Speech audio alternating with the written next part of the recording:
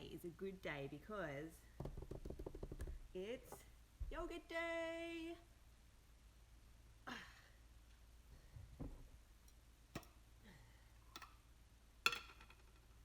Check it out. Oh my goodness. I love ferments so much that I've actually made a little card set about them, and today we're going to be following the yogurt one. To make your own yogurt, you'll be needing some milk, so grab as local milk as you can. It will work with any kind of milk except for UHT milk because that's had the life stripped out of it. You'll also need a jar. Choose a jar that fits your milk. So how do you know which size jar to use? I took an empty 1 litre milk bottle, fill it with water, took a whole bunch of jars that I had, poured the water in, and this one was the one that was 1 litre in size. You'll also need a spoon of yogurt. This can be any kind of plain yogurt from the shop. You can use a strawberry flavoured stuff if you want. You just might get a slight hint of strawberry flavoured stuff. And each time that we make our own yogurt, we save a spoonful for the next batch. So you only need to buy store-bought yogurt once, and then for the next 6 months or so, you don't need to refresh it. You just keep using what you've made. The first step in making yogurt is to heat our milk to 85 degrees Celsius. Chuck it in a pan, put it on medium heat. We don't want to put it on high heat because that might scorch the bottom.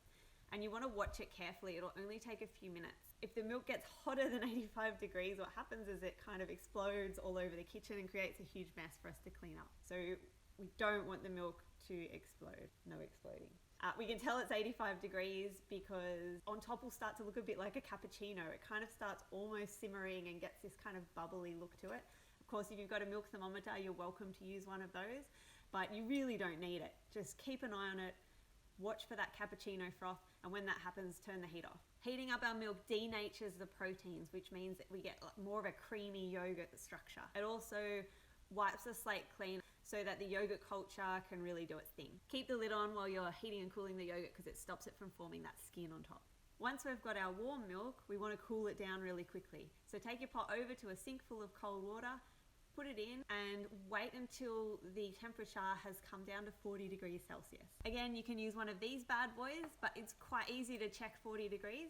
Put your thumb in, and if it feels hot, but not ouch, then you've probably got the balance right. If you're not sure, warm is better than too hot. Then we add a spoonful of yogurt to our jar. About a tablespoon for every litre of milk is fine. Stir it up, put on the lid, and then keep it warm for 8 to 12 hours. The longer we leave it, the more sour it will become. You can tell that your yogurt's ready because when you turn the jar, you can see the yogurt pull away from the jar. If your yogurt isn't setting, it means it's not warm enough. So refill the hot water bottles, wrap it up tightly in a towel, and put it back in your microwave or your basket. If you're a fan of Greek yogurt, which I definitely am, it's really easy to make. Make a big batch of yogurt, a litre like I'm making perhaps, and then strain it out through a colander overnight. This will thicken the yogurt by taking out the extra liquid. If you leave it for 24 hours or more in the fridge, it'll get quite thick and you can roll it into little balls, roll them in herbs, and that's actually called labna. Once you get into the swing of these things, they become so much easier. So the hardest part is really getting started and figuring it all out for the first time. Once you've done it a few times, you'll find it's really easy to set your yogurt maybe once a week on a Sunday, let it sit overnight, chuck it in the fridge in the morning, and then you're set for the whole week. This yogurt will last for weeks in the fridge. The beneficial bacteria have done their job really well at making our milk shelf stable, which is why we have yogurt and cheese after all. If you've ever had access to a cow or a goat, you know that dairy becomes absurdly abundant. And so people have worked around this through using fermentation.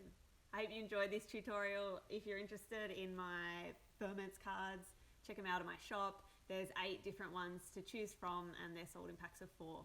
You could even do what my mum does and stitch them together to make a little recipe book, and she writes her other recipes on the inside. Or you can send them to a friend and help me get the word out about how much fun fermenting is. Thanks, patrons. Please let me know if you've got any requests for videos. I love sharing this kind of information with you, and I also love seeing the photos of you and your family making the stuff I talk about, doing my drawing workshops. It really brings some light to my day. I appreciate all of your support, and I'll see you next month.